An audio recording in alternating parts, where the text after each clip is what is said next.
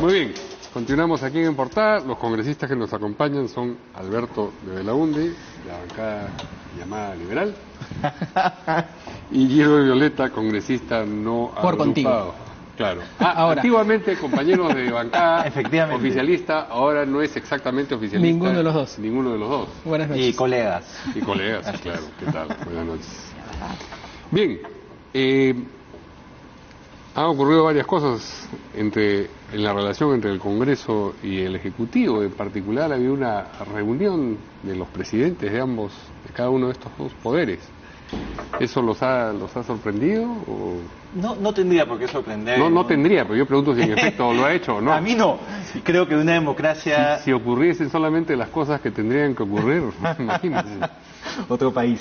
Pero no, al revés, creo que es un muy buen gesto, en especial si es que se ha decidido ampliar la legislatura para, básicamente, ver el tema de reforma política, que hay un tipo de coordinación mínima entre el presidente del Congreso y el presidente del Ejecutivo, me parece, el presidente de la República. Me parece natural y saludable que así sea. ¿Pero lo hace por sí, ante sí, el presidente del Congreso o con anuencia en la mesa directiva? Los temas para la ampliación de la legislatura ya estaban definidas. La legislatura ya fue ampliada, en realidad.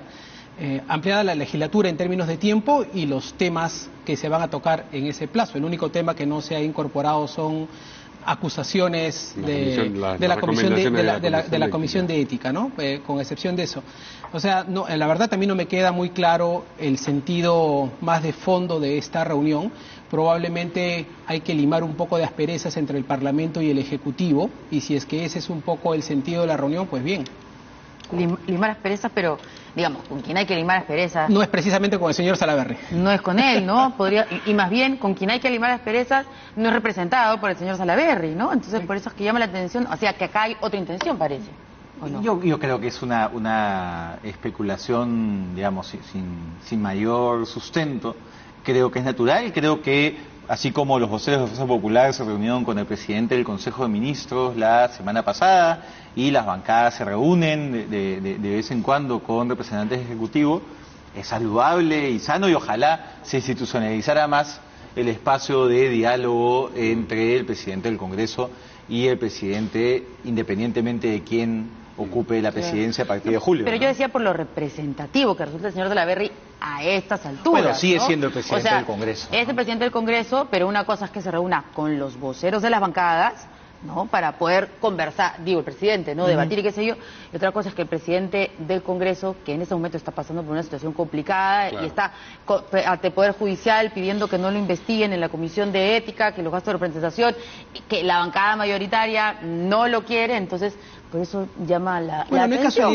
No hay casualidades en política, y yo sí creo que por ejemplo, el señor Salaverry está pasando por una crisis de legitimidad en el Parlamento, en la medida que lo más ético para una posición de presidencia hubiera sido que el caso que pone en cuestión su permanencia al frente del Parlamento lo ponga por delante, y donde en el Pleno hay solo 53 de 130 parlamentarios de Fuerza Popular, entonces, superado ese impasse, él se consolidaba como presidente del Congreso y terminaba su mandato. Eso hubiera sido lo correcto. No hay casualidades, dice usted. Efectivamente, yo entiendo que aquí hay ganancia política por lado y lado. Para Salaverry, porque, digamos, se presenta en un trance que tiene poco que ver con aquello que le está tratando de sacar, enrostrar, digamos, un sector del Congreso, particularmente las recomendaciones de la Comisión de Ética. Y para el presidente Vizcarra también, porque después de las declaraciones de hace 3 días, se muestra algo más que hostigó, aunque ahora diga que no nuevamente al Congreso, agitó el cuco de la disolución,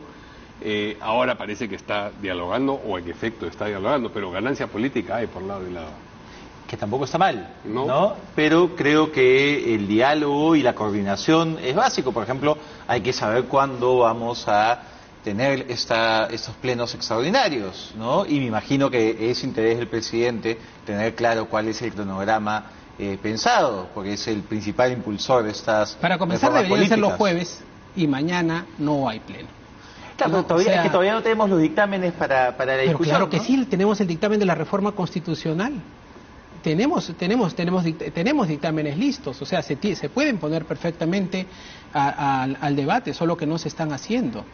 Yo creo que estamos perdiendo tiempo, o sea, en estas semanas deberíamos tener jueves y viernes sesiones del Pleno, porque para poder hacer además que las reformas, sobre todo las de Corte Constitucional, no sean pues debates de 3, 4, 5, 6 horas, sino que tengan la amplitud de un debate como corresponde a una modificación de la Constitución política del Perú. Bien, tenemos un contacto telefónico, nos van a permitir ustedes, con otro antiguo compañero de alguna vez, bancada oficialista, pero sí es compañero. Hemos puesto nostálgicos. A ver, se trata de Juan Cheput, que se ha reunido hoy también, no con el presidente de la República, sino con el presidente del Consejo de Ministros. ¿Qué tal, Juan? Buenas noches. Muy buenas noches, Mario. Un saludo también a Verónica y a Gilbert y a Alberto. ¿Qué tal? Muy bien, todo bien, felizmente. ¿Cuál fue el sentido, cómo así se originó esta reunión solamente tuya con el presidente del Consejo de Ministros? Bueno, yo voy en representación del partido Contigo, que como tú sabes, al no tener todavía la conformación de bancada, el Premier ha preferido tener una primera aproximación en el contexto de las reuniones que está teniendo con todas las agrupaciones políticas.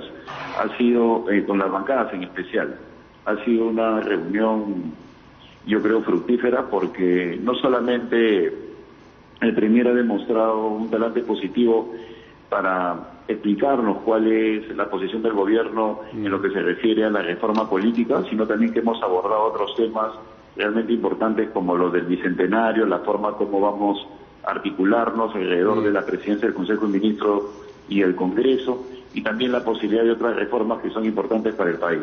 Y dime, ¿notas tú, como ha mencionado alguna otra gente, incluso dentro del Congreso, una diferencia en la actitud del presidente de la República y la del presidente del Consejo de Ministros a propósito de la relación con el Congreso y de las reformas y lo que puede pasar con ellas? Efectivamente, el Premier tiene un ánimo de construir puentes, de generar consensos, quiere seguir manteniendo esta relación con el Parlamento, que puede llegar en algunos momentos a niveles de tensión, como es propio de la política, pero al final buscar algún tipo de acuerdo en común, cediendo posiciones. Ahora, en relación a lo del presidente, si bien es cierto, han sido desafortunadas sus declaraciones, también es cierto que al día siguiente, como que ya siendo consciente de ello, ha reculado, ¿no? Dando a entender de que cualquier cosa está en el marco de la Constitución y que tampoco hay un ánimo de querer generar una nueva etapa de conflicto con el Parlamento. Pero sobre eso no ha hablado. De parte del presidente. ¿Eso se lo ha mencionado el Premier? No, esa es mi interpretación. Esa es mi interpretación. Okay. De lo que hemos hablado es de todo lo primero que abordé en esta conversación que estamos teniendo entre nosotros. Ajá. ¿Y cuál es su impresión sobre la visita del presidente del Congreso a Palacio de Gobierno de esta mañana? Bueno, como presidente de un poder del Estado, el presidente de Vizcarra, como jefe de Estado puede llamarlo, para ver la forma de coordinar algún tipo de agenda, ¿no? Pero la información es que el presidente del Congreso pidió esa reunión, no el presidente de la República. Si es así, yo la verdad es que no veo nada malo en que se converse. Ese es en primer lugar. En segundo lugar, si eso va a abonar para de que el clima de tensión disminuya, me parece bien. Ahora, lo importante sería, si la iniciativa ha sido de Daniel Salaverry, que le informe a la Junta de Portavoces por lo menos, para que de esa manera el Parlamento tenga claro qué es lo que han abordado, ¿no? Si solamente tenemos los trascendidos, ¿no? Fuentes del comercio. Que lo comunique a través de la Junta de Portavoces. Fuentes del Palacio de Gobierno informaron al comercio, y lo que por lo menos acá indica en su página web, que fue el presidente del Congreso el que pidió esta reunión y que aparentemente sería, bueno, por la ampliación de la legislatura, ¿no? Para confirmar tal vez la aprobación, ¿no? Como hay una preocupación de parte del presidente para que todo esto culmine a la brevedad, pues como tú sabes se necesitan de 2 legislaturas para que los proyectos que tienen que ver con desarrollo constitucional culmine, puede haber una legítima preocupación. Como te digo, en el fondo del asunto yo no veo ningún tipo de problema en que se converse. Ahora, lo importante es que esto, de manera transparente, se comunique a los portavoces de las diversas bancadas parlamentarias. Claro. O sea que, digamos, esta comparación del señor Eresi entre Hugo Chávez y el señor Vizcarra en una sesión plenaria, justo creo que era donde se discutía la cuestión de confianza, ha quedado como una anécdota, simplemente. Bueno, Yo la verdad es que no le veo a eso una trascendencia en estos momentos. Es un Por eso, como una anécdota quedó, digamos, ¿no? Porque ya que usted es representante de esa agrupación política, está en Palacio, como... ¿no? Yo creo que es un contexto completamente distinto. Hay el ánimo de ambos, tanto del legislativo como del ejecutivo, de sacar algunos proyectos adelante. No olvidemos que hay situaciones realmente problemáticas, como las vinculadas a la economía y la seguridad, que necesitan que los políticos nos pongamos de acuerdo. Hay temas más cercanos a la gente que son importantes que empecemos a discutir, y yo creo que si persiste esta posición del Premier, que yo creo que va a ser así, podríamos empezar a trabajar otros proyectos que realmente beneficien a la colectividad. Muy bien, muchas gracias al congresista Juan Cepuz por esta comunicación. Volvemos a la mesa y quería preguntarles, ¿ustedes comparten también esta impresión de Juan sobre el contraste entre la actitud del presidente del Consejo de Ministros y el presidente de la República a propósito de su relación con el Congreso en el contexto de la confianza y las reformas? Yo creo que el mensaje en el Ejecutivo es claro, ¿no? Nosotros vamos a defender el Congreso. No, nosotros, digo, desde el Congreso hemos dado un voto de confianza asumiendo una serie de compromisos institucionales, sí, ¿no? Y tenemos que cumplir nuestra palabra. Y en esa línea... No distingues mensajes de la PCM frente a... Pueden haber estilos distintos, pero yo creo que la línea o el mensaje de fondo en el Ejecutivo es uno solo. Bueno, hay estilos, ¿no? Está claro que por lo menos el estilo que ha puesto Salvador del Solar al ir a la Comisión de Constitución, ir al Congreso y además recibir algunos voceros es procurar el diálogo, ¿no? La del presidente ha sido un poco más confrontacional y en algún caso más bien poco oportuna, cuando ya parecía que Salvador del Solar estaba logrando mejorar los ánimos de relacionamiento con el Parlamento, pues él pone una nueva leña en el fogón y enciende nuevamente estos ánimos innecesarios, ¿no? Bien, pero ahora sí parece que las cosas van mejor, a menos que el presidente se le ocurra salir a declarar. O sea, ha declarado hoy día, ha dicho, ¿por qué me critican si hemos dicho que nos vamos? He dicho lo que dice la Constitución. Es en realidad el mismo mensaje que se ha tenido desde el día que se planteó la confianza. Lo que pasa es que creo que a veces cuando uno da entrevistas y los pone en determinados supuestos, sacar el supuesto en el que el propio periodista te pone y ponerlo como titular puede llevar a tratar de transmitir un ánimo que creo que no fue el ánimo en la entrevista. Bueno, pero no es un calichín el presidente de la República. Para ir a una entrevista de 1 hora, le hacen una pregunta de esa naturaleza que él tenía que saber. No, pero creo que si uno ve la entrevista, que queda claro cuál era el ánimo, que es el mismo mensaje que ha habido desde el día que se planteó la confianza. El mensaje también es la oportunidad, el mensaje, ¿no? Y está claro que había un momento en el que ya parecía que las cosas estaban tomando su rumbo y el presidente le ha puesto, insisto, un nuevo episodio, un nuevo momento de confrontación.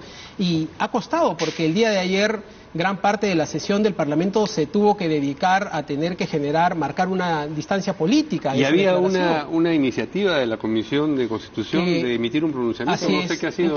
Hoy día ha circulado el documento, se está poniendo en consideración y todavía no se ha votado, ¿no? Por lo menos hasta el momento en el que yo vine a esta entrevista. En la Comisión de Constitución. ¿Y cuál es el tono de ese documento? No, el tono sencillamente es expresar una preocupación y una distancia de las declaraciones del presidente y que no se pueden utilizar esta suerte de interpretación de la confianza en relación a un procedimiento parlamentario que se está llevando a cabo, porque recuerden, el Ejecutivo no tiene capacidad de observar reformas constitucionales, ese es el tema de fondo. Sí, pero, o sea, ¿y cuál es el trámite que va a seguir esta carta? Sería eventualmente un pronunciamiento. A nivel de la Comisión de Constitución. Para sentar posición. Y punto, ¿no? Eventualmente, sí. ¿Será por eso que fue el señor Salaverry, ahora Palacio de Gobierno?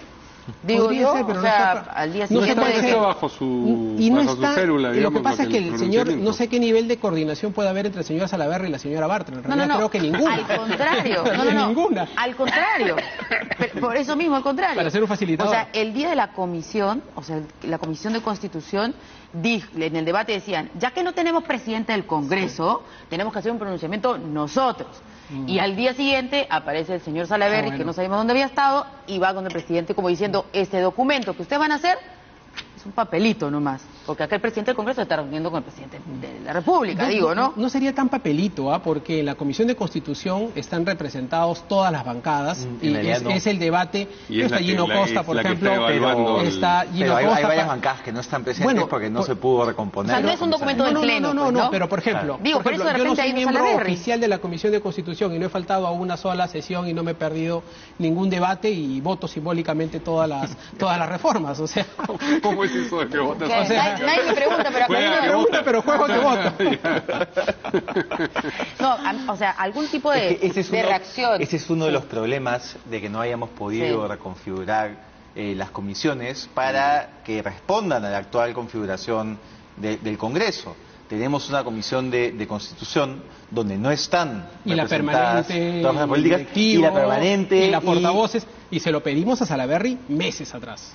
Lamentablemente el último día. Pero la resistencia vino siempre de Fuerza Popular, tanto en portavoces como en el Consejo pero Directivo. El presidente lo ponía en agenda y lo votábamos. Y no teníamos los votos. ¿Por qué no lo puso? La verdad es no que hubo el consenso político, nunca lo quiso poner no, pero hasta el final. Él no es el que decía, lo dice, en la agenda la pongo yo, dijo. Lo puso la última vez y ya para varias bancadas, incluyendo creo que PP y Acción Popular, vieron como que ya no tenía ningún sentido votarlo cuando ya estaba terminando la legislatura, ¿no? Pero tan que tenía sentido que ahora estamos en pleno debate de reforma política y no todas las bancadas tienen voto en la Comisión de Constitución. Claro, pero a ver, también hubiera sido un problema, digo, porque acá había una bancada y al cabo de unos días ya no había bancada. Entonces hubieran estado representados y después de una semana ya no hubieran sido representados. Entonces eso también, yo me imagino que genera cierta inestabilidad, ¿no? Entonces debería haber un marco mejor, ¿no? Legal, de que, bueno, las bancadas que se formen hasta tal fecha tendrán, ¿no? Es que en realidad se suelen formar, esas decisiones se suelen tomar al inicio de la legislatura. Eso es lo que normalmente ocurre, pero como había una reconfiguración bastante fuerte y lo más evidente fue el caso de la Comisión Permanente con el caso del señor Chávarri, entonces se puso el tema sin que haya terminado todavía la legislatura, ¿no? Bien. Otras cosas han ocurrido también en el Congreso, lo que pasa es que esto eclipsa lo que ocurre en otras comisiones. Una de ellas es la subcomisión de levantamiento de inmunidad, donde se ventilaba el informe que, verdades sean dichas, ya recomendaba que a la congresista Nanculi no se le levantara la inmunidad, y en efecto, con 5 votos de Fuerza Popular y una abstención de Acción Popular, 5-4, se ha decidido no levantarle. Error de Fuerza Popular, ¿no? Parece que dieran argumentos permanentemente a favor de la propuesta del Ejecutivo en torno a inmunidad parlamentaria, ¿no? Parece que Fuerza Popular estuviese trabajando para el Ejecutivo en este tema de la reforma, porque además la argumentación que han utilizado es que habría una motivación política detrás de esto. Para decir que hay una motivación política detrás de un pedido del Poder Judicial para el levantamiento de inmunidad, lo que tendría que demostrar la subcomisión es que la persona que está motivando políticamente esto tiene un vínculo directo o influencia directa en el sistema de justicia, y eso no lo han demostrado el día de hoy. Entonces, una vez más, la imagen del Parlamento y de los 130 congresistas se ve afectada, porque nuevamente la ciudadanía lo que ve es la inmunidad, es un privilegio que tienen los congresistas que evita que pueda responder ante la justicia. Pero además, si en efecto hubiese habido de la parte de la persona que hizo la denuncia algún interés político, si los hechos son ciertos, eso no debería alterar la circunstancia de que tendría que levantarse la inmunidad de proceso. Así es, la inmunidad de proceso para que no es otra cosa sino autorizar a que se investigue. Así es. Entonces es todavía un largo camino el que se tiene que seguir como fruto de esa investigación. Creo que en esto Fuerza Popular se está equivocando, ¿no? Y como dice Alberto, en eso le doy la razón. Creo que en estos temas, al tomar este tipo de decisiones, terminan jugando a favor de, digamos, de quienes son críticos, de una posición de resguardo del fuero parlamentario. Se manosea el tema de la inmunidad parlamentaria, porque claro, si tú ves que en decisiones como estas hay una suerte de protección un poco razonada, entonces claro, al final se perjudica a todos. Pero la defensa de todos los políticos es siempre persecución política. Claro, o sea, sí, claro. la defensa Clásica, de la no hay señora uno. Betty Nancule, persecución política. El señor Salaverry, persecución política. O sea, Vieira, venganza, persecución. venganza probablemente haya, de todas maneras, está cantadísimo, ¿no? De Pero es que hay un Fujimori a principio- Salaverry, pero no ha venido, es pero que- vino de una investigación periodística, hay- igual que lo de Betty hay un Nancule, igual que lo de principio, Vieira. nadie puede ser juez y parte, ¿no? Y por eso tampoco creo, como no puede ser el propio Parlamento quien tome las últimas decisiones en materia de levantamiento de inmunidad, tampoco puede ser el Poder Judicial. Yo creo que debería ser el Tribunal Constitucional. Y hay un problema con la propuesta de que sea el Tribunal Constitucional, que es que empaña aún más o genera un interés más en el tema del nombramiento de los magistrados del tribunal. Entonces ahí tal vez la fórmula... No, ¿sabes por qué no es cierto? Pero tal vez lo que podemos buscar, y lo termino la idea, es una fórmula como la española, en la cual hay designación por parte del Poder Judicial, por parte del Ejecutivo y por parte del Congreso, que se eleva a 9, digamos, 3-3-3, y de esta manera no hay... Una comisión mixta. Efectivamente, una figura que haga que el peso no esté solo en el Congreso, porque por ejemplo ahora vamos a tener que renovar 6 de las 7 plazas, y a los intereses que ya hay políticos de no tener un TC Pero incómodo, se sumaría el tema de la inmunidad. ¿Sabes qué? Pero creo que no estaríamos siendo justos si creemos que el Tribunal Constitucional puede ser materia de presión del Parlamento, porque el Tribunal Constitucional antes, ¿no? En su historia. ha resuelto acciones de inconstitucionalidad por unanimidad contra el Parlamento. Y yo te digo porque yo tuve la defensa de la ley Mulder por el tema de medios, de publicidad estatal, y precisamente la de la cuestión de confianza. Pero también Y hemos entonces, tenido el épocas del Tribunal Constitucional Pero mira, donde épocas bien cuestionables, bastante ¿no? lejanas. El Tribunal Constitucional me parece Ni que ha tan madurado bastante como institución, y más allá de que el Parlamento sea que efectivamente quien designe a los miembros del Tribunal Constitucional una vez que se sientan en sus sitios, la verdad es que han por lo general justificado bastante bien sus decisiones, ¿no? Han motivado adecuadamente. Pero otra cosa, el Poder Judicial, no te olvides que los magistrados de la Corte Suprema, los jueces supremos, también tienen derecho a un antejuicio y también pasan por el Parlamento. Sí. O sea, también están incluidos en el artículo 100 de la Constitución, igual como lo están los miembros del Tribunal Constitucional. O sea, ahí no hay mayor diferencia. Ahora, pero sí hay un origen, una legitimidad de origen distinta. Por eso yo creo, digamos, a priori no negar la propuesta, pero creo que tendría que venir de la mano con una revisión de los mecanismos de elección de los magistrados, para garantizar siempre la independencia. Pero ahora que hablan sobre elección de los magistrados del Tribunal Constitucional, la comisión que debería encargarse de por lo menos estar discutiendo sobre candidatos, no se puede conformar porque el reglamento del Congreso habla de una cantidad de que es menor a la cantidad de bancadas, y obviamente ninguna bancada quiere estar fuera de esta comisión que se va a encargar de por lo menos presentar que además, a los candidatos para el TC. Me parece razonable que sea una comisión que tenga a todas las bancadas. Cambiarlo, entonces sí, que no tendría que tomar tanto tiempo. Y que garantice, digamos, 87 votos en las circunstancias actuales no son tan fáciles de conseguir. Entonces me parece que si se va a tener que construir ese consenso, que se construya desde la propia comisión. Y digamos, no es una reforma constitucional, es una reforma de la ley orgánica que no tendría que tomar más que una votación. Y hablando de votaciones, ¿el señor Heresi va a regresar de Brasil pronto? Sí. Ha sido muy criticado porque de casualidad, a través de las redes sociales, para el público, si me permite... Entiendo que mañana es acá. Para el público, si me permite, que estaban grabando a el ex arquero, comentarista Quiroga, ¿no es cierto?, alentando la selección, y de pronto en las imágenes aparece en un segundo plano el congresista Heresi, en Brasil, ¿no? Entonces ha sido muy criticado porque digamos que hay temas trascendentales que se están tocando aquí en el país, ¿no? Entonces, ¿qué hace el señor ahí alentando sí, efectivamente de percepción, pero yo conversé esta mañana con Salvador en cuanto vi esta noticia, desconocía que él estaba fuera del país, pero él está con una licencia sin goce de haber, o sea, no está ganando un céntimo, se ha ido con su plata, ha viajado y han comprado su entrada por su lado. En todo caso, el Parlamento no le está pagando un céntimo de nada de esto, ¿no? Hay otro caso del levantamiento de inmunidad parlamentaria, en este caso inmunidad de arresto, que es parecido al del señor Donaire, ¿no? Así es, el congresista Joaquín Dipas, que es de Fuerza Popular, y eso lo tiene que ver la misma comisión de la que hemos estado hablando hace un instante.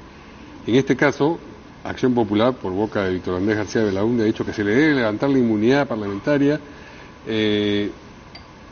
al congresista Dipas, sobre quien pesa una sentencia de 5 años por delito de colusión agravada. Esto a diferencia de la actitud de Acción Popular, con el voto de Edmundo del Águila, que votó en abstención. ¿Creen que esto va a salir más fácilmente o va a salir? No, yo creo que va a seguir primando una interpretación que creo que es equivocada, que es esperar a que la sentencia pase por segunda instancia.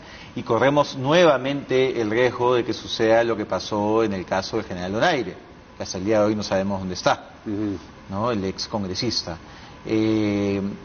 Y acá nuevamente la percepción de la ciudadanía, que además en el caso de Donaire era clamoroso porque no era solo él el sentenciado, sino era un grupo de ex militares que todos estaban presos, menos el señor Donaire, que tenía lo que la ciudadanía entiende como un privilegio frente al resto. Y en el dictamen aprobado en la Comisión de Constitución sobre precisamente impedir que quienes tienen sentencia en primera instancia puedan candidatear. Y es parte de una reforma constitucional. Ok, que eso se va a ver, esperamos, próximamente. En el caso del señor Joaquín Dipas, como en el caso del señor Donaire, entraron al Congreso sin esta primera sentencia. Entonces, nuevamente, no vamos a poder evitar que hayan otros Dipas y otros Donaires que a partir del 2021 puedan ingresar al Congreso y luego protegerse después a lo largo del tiempo. Sí se va a poder por una razón, porque precisamente la reforma constitucional que hemos hecho tiene dos aspectos. Uno, la del impedimento para ser candidato. Si usted tiene una sentencia en primera instancia, se le suspende sus derechos y no puede postular. Pero ese no es el caso. Si no es el caso y la sentencia le viene cuando usted ya está ejerciendo el cargo, en primera instancia no puede ejercer el cargo público. Con lo cual se le suspende en ese segundo momento su función política y tiene que entrar su ejercitario hasta que se resuelva en última y definitiva instancia. ¿Eso está clarísimo? Es la reforma constitucional. No, digo, está clarísimo que lo de los funcionarios calza, porque congresista, funcionario cualquiera. Por eso hemos puesto reforma en el 34 sobre impedimentos para ser candidato y en el 39 para la función pública. Pero a propósito de este caso que todavía no se... En este caso, ¿qué es lo que ocurre? Lo que ocurre es que en la Subcomisión de Acusaciones Constitucionales ha existido una larga interpretación, una vieja interpretación, que las sentencias tienen que ser en última instancia, ¿no es cierto? O sea, que tienen que ser en instancia definitiva. Pero ¿qué es lo que ocurre? Ahí se choca con otra interpretación, que es que la inmunidad no puede proteger delitos preconcebidos, es decir, que existan antes del iniciado el mandato político. Y aquí lo que tiene que hacer la subcomisión es hacer prevalecer el segundo criterio por sanidad del Parlamento. Esta es la del levantamiento. La del levantamiento de la inmunidad. Pero eso es lo que tendría que hacer, pero piensa usted como el congresista Belaúnde que van a hacer, digamos, de Dipas corazón. Tengo la impresión que van a hacer prevalecer el primer criterio, que es lo que ha venido prevaleciendo hasta ahora, ¿no? O sea, para no ponernos tan entusiastas con este tema. Y nuevamente le darán la razón al Ejecutivo y nuevamente estaremos perdiendo legitimidad de cara a la ciudadanía. Pero, por ejemplo, volviendo al caso de la congresista Ananculi, ¿cuál es la ganancia de Fuerza Popular? No es un voto que perderían de aquí a las elecciones a la presidencia del Congreso, porque es la inmunidad de proceso. Y ya no está en la bancada, además, ¿no? No, ella sí es parte de la bancada. Sí. Hay una que está... no, es la señora Yesenia Ponce. Sí. Yo me imagino que tiene que ver con un tema de lealtades políticas y de asegurar, mantener una bancada que de julio a la fecha no se ha caracterizado por estar muy unida, ¿no? Pese a los continuos discursos de unidad. Deserciones, prevenir eventuales deserciones. Porque además no es solo el mensaje a ella, ¿no? A través de ella le da un mensaje al señor Dipas y a todos los que están en cola, ¿no? De los vamos a proteger, así que sigan con nosotros. Efectivamente. Faltan todavía un año y medio. Es una especulación, evidentemente, pero ¿cómo entienden porque políticamente? Si no, claro. Si no, el costo político parece muy alto, ¿no? Yo creo que ellos están defendiendo una posición política, una suerte de interpretación a la que se han aferrado y de la que no quieren salir. En cada caso hay un costo, tendría que haber un costo beneficio. En todos los casos asumen un costo político y hacen que el Parlamento asume el costo político. Porque además es verdad, si saliera la señora Ananculi va a entrar alguien de Fuerza Popular, es decir, no es que entra alguien pues de la APRA o de otro partido político, va a entrar alguien de su propia organización. Claro. No perdería, ¿no? El número por lo menos se mantiene. Así de repente hasta se refresca. ¿No es cierto? Bueno, Pero habría que ver bueno. quién es él o Así la es. accesitaria de la congresista Nanculi. Eso explicaría quizás lo que está ocurriendo. Sí, y yo quería también comentarles algo que ha sido muy... ha hecho noticia a través de las redes sociales y es esto del mandil rosado. Hoy día, no, porque me sorprendió el tuit de un ex ministro de Defensa del señor Humala. Porque más o menos cuando uno ve estos temas, sabe más quiénes van por a la derecha, por la izquierda, por arriba y por abajo. Pero me llamó la atención la ministra de la Mujer, la señora Gloria Montenegro, colega suya, ¿no es cierto? Sí. Hizo una coordinación para que, junto con el Ministerio de Defensa, a través de unas fotografías, pudieran mostrarse a militares con un mandil, entiendo que será un mandil de cocina, no sé, ni se cocina, ni entro a la cocina, así que imagino que es mandil de cocina y rosado, además, ¿no? Y las críticas han salido, y la que más me ha sorprendido es la del exministro Otárola, diciendo que es una humillación a las Fuerzas Armadas el hacer esto. Hay dos cosas ahí, ¿no? Ahí está la imagen, ahí está la imagen. Primero, no es la primera vez que sucede algún acto simbólico. Hace 2 meses, el ejército peruano, apoyando una campaña contra la anemia, se puso unos mandiles blancos. Y ahí no generó ningún revuelo. Me imagino que acá lo que molesta es el color del mandil. Y segundo, a mí me sorprende muchísimo las reacciones que ha generado. Hoy día en la mañana estábamos en la Comisión de la Mujer y Familia, estaba presentándose el viceministro del Interior y estábamos hablando de 2 temas gravísimos. Uno era de un caso denunciado por la propia policía de un grupo de WhatsApp de policías donde se compartió pornografía infantil, y el segundo caso de un feminicidio. O sea, esa era la agenda. Llega el congresista del Castillo, que es el presidente de la Comisión de Defensa, y yo imaginé a preocuparse por estos temas, y el único tema que trató, y luego se paró y se fue el del mandil. Dando como una señal de por si acaso que esto no pase en la policía. Vamos, ¿no? Hay temas mucho más relevantes. Es una cosa bastante absurda, ¿no? Yo me he puesto el mandil porque hace un tiempo me invitaron a un programa, había una campaña y me pareció además maravilloso una cosa, que a diferencia que seguro Alberto defiende mucho sobre este tema de política y género, esta es una campaña de igualdad. O sea, ni siquiera aborda las palabras controvertidas que normalmente están en las redes. No, esta es una campaña que declara igualdad de hombres y mujeres. Y resulta que... Pero precisamente porque se trata de un tema de igualdad, yo no me siento identificada con un mandil rosado, ni con un mandil. O rojo, o blanco, hecho, o azul, o el color que sea. Algunos activistas de LGTBI dicen que por qué tenemos que seguir con el estereotipo de que la mujer es rosada y que el hombre es celeste. Entonces, ¿por qué se pone rosado? Creo que el acto simbólico era justamente romper los estereotipos de género, ¿no? Que si te pones un mandil, yo creo que y sobre todo si es rosado. Yo creo que el mandil elaborado, ¿crees que ha sido el gesto realmente? No, claro. Vamos a romper estereotipos de género. Pero sin duda. Yo creo que la mitad de los invitados no sabían de estereotipos. No se trata de subestimar. Yo creo que el mandil era originalmente fucsia y luego le bajaron el color. Sí, de los invitados, decía. El ex ministro de Defensa. Otra vez una nostalgia claro, una vieja nostalgia. Mira que rosado era un color. Era fucsia en realidad. El ex ministro de Defensa, el señor Otárola, ha dicho, como ex ministro expreso mi protesta por estas imágenes, no por machismo absurdo que siempre combato, ni por necesidad de promover igualdad de género, sino por el enorme sentido del ridículo al que han sido expuestos nuestros oficiales. Jalón de orejas al Ministerio de Defensa. Veo algunos comentarios agresivos, pero seamos sensatos. Yo tampoco cocino. Yo también cocino, me pongo delantal y no tengo fobia al color rosado. Apoyo la igualdad en todas sus formas. Sin embargo, en las Fuerzas Armadas la forma es tan importante como el fondo, y como oficiales no pueden decir que no, reciben como estatuto algo que no quieren, que es un falso sentido de ceremonia pública. Creo que estamos un vaso con agua, pero creo que hay una sola cosa que hay que diferenciar, que si ha sido un acto de libertad en el que alguien quiere ponerse un mandil del color que sea, tiene todo el derecho de hacerlo. Esperemos que no sea pues una decisión obligada, ¿no? O sea, creo que es lo único que hay que es lo único que eso sí, ahí todo es vertical, ¿no? Pero es un evento, ¿no? Es un evento, eso sí. Y también no están en un acto castrense. Yo he puesto en mi cuenta de Twitter unos Marines que se ponen un polo rosado para apoyar la lucha contra el cáncer. O sea, vamos, ¿no? Creo que hay esta ganas de buscar por dónde a atacar a los ministros que me parece que se llega a estas situaciones ridículas. Y hay materia. ¿Y qué hace su trabajo? Claro, con el 0.04 de crecimiento económico, digamos. No, 0.012. Donde también hay una gran responsabilidad del Congreso. También hay una responsabilidad del Congreso, bueno. Sin duda. No, ahí estamos exagerando un poco. Creo que el clima político es uno de los 3 grandes factores que ha generado, claro. Pero la caída de la inversión pública no depende del Congreso. El Congreso ha dado todas las leyes para que el Ejecutivo pueda, en materia de reconstrucción y en aplicación del presupuesto, invertir. No se está haciendo. No solo eso, ¿no? Las grandes reformas institucionales por las que nosotros hemos peleado mucho tiempo y teníamos una pared naranja al frente que lo evitaban.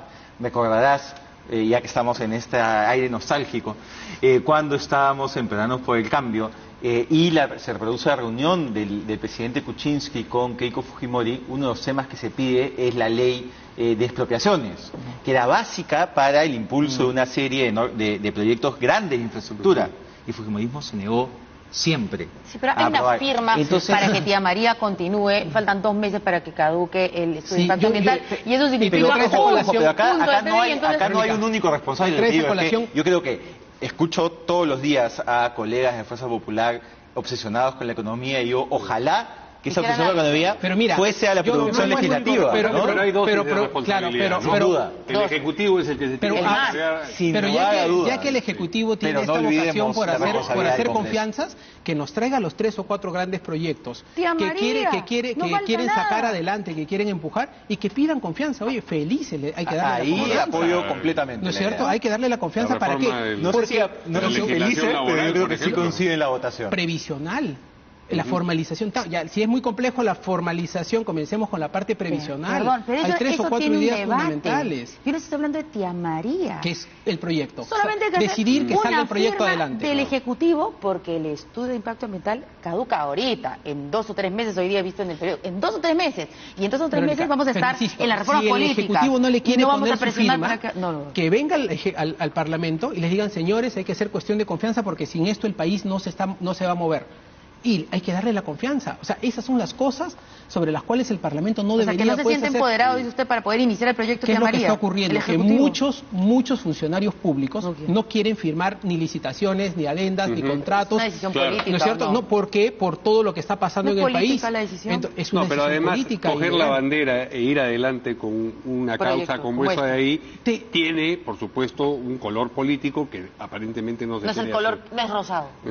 No es el que le gusta al presidente. No se quiere asumir. Entonces, claro, se mantiene solamente cosas que hay que... se pelea con algunos que de repente ya no lo apoyarían, ¿no? Y eso de repente, por ese temor, estamos perdiendo una oportunidad facilísima, digo. Pero ojalá que, digamos, este nuevo interés que tienen congresistas de Fuerza Popular por el tema económico, que no lo habíamos escuchado en 2 años y medio, sirva para poder poner en agenda los proyectos que se necesitan y sirva para encapetar a aquellos que van en contra de las economías colaborativas, que hay varios, que perforan la ley Servir y generan un forado en el fisco y una serie de proyectos que no ayudan a la economía. Bueno, la ilusión también han hablado algunos economistas, ¿no? Que son más entendidos, que eso más bien va en contra, ¿no? Bueno, es que hay un entusiasmo alicaído, pues, ¿no? ¿Cómo es ese? O sea, lo que hay es... Lo que solía ser entusiasmo dejó de serlo. Porque, para ser sincero, lo que hay es una caída del crecimiento. Es decir, crecemos muchísimo menos de lo que solíamos crecer en años anteriores. O sea, es un crecimiento prácticamente inexistente. Claro. Y sobre todo en un país que en términos demográficos sigue creciendo.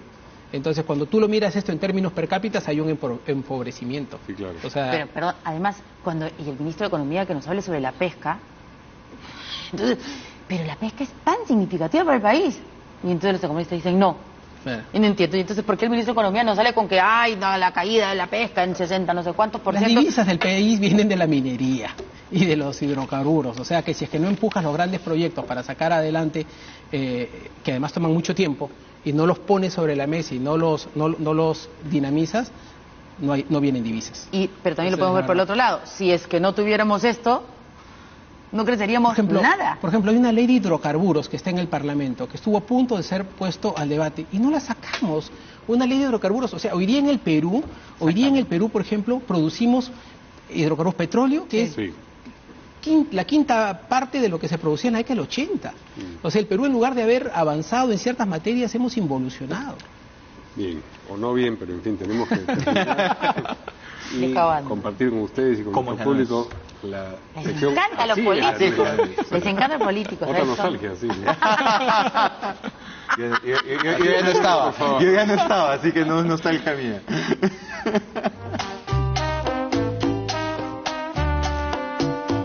La primera nuez es futbolera. Todos nos alegramos con el triunfo del martes ante Perú. Muchos hubiéramos querido estar allá en el Maracaná, pero teníamos que trabajar. Claro que algunos sí pudieron, a pesar de que tenían sesión. Así disfrutó el partido Perú-Bolivia el congresista Salvador Herés, con cánticos y todas las de la ley. Mientras tanto, en Lima el Congreso trabajaba en las reformas. En algo tenía razón Heresi cuando hablaba del voto de confianza. Luego de la decisión democrática, decía: corresponde pensar y trabajar por la felicidad de nuestros compatriotas. ¿Cuánta felicidad nos da el fútbol? La segunda nuez se refiere a una reunión que tuvo una custodia policial reforzada, la del congresista Marco Arana con un grupo de jubilados. La fuerza policial en los alrededores del Congreso donde se celebró la reunión fue evidente. Lo que nos llamó la atención es que no vimos la misma custodia durante la manifestación mucho más nutrida del colectivo Con mis hijos no te metas. ¿Por qué les temen a los jubilados? La tercera nuez es una opinión de la congresista Karina Beteta. Le preguntaron por qué ofendió al presidente del Congreso diciéndole dama y paje de compañía, pero ella cree que eso no es una ofensa. Hasta el momento yo no le he maltratado, no le he maltratado de ninguna manera. No tengo por qué disculparme. Yo no tengo por qué disculparme. ¿Qué tal hubiera sido al revés? Así es la nuez. Justo preguntamos por el congresista, decir que ya viene.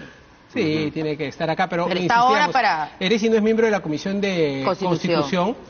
No tiene una obligación de participar en esta comisión. De hecho, yo represento a mi bancadita de 3, de 4. A mi no bancada. Voto de juego. Porque he estado en esa circunstancia hasta hace unos meses. Pero ya vuelve. Pero hoy hemos estado coordinando y hemos sacado un pronunciamiento como partido sobre estos temas de reforma política. Está muy bien. Muchas gracias. Bien, gracias a nuestros invitados. Buenas noches. Mañana aquí en Portada. Buenas noches.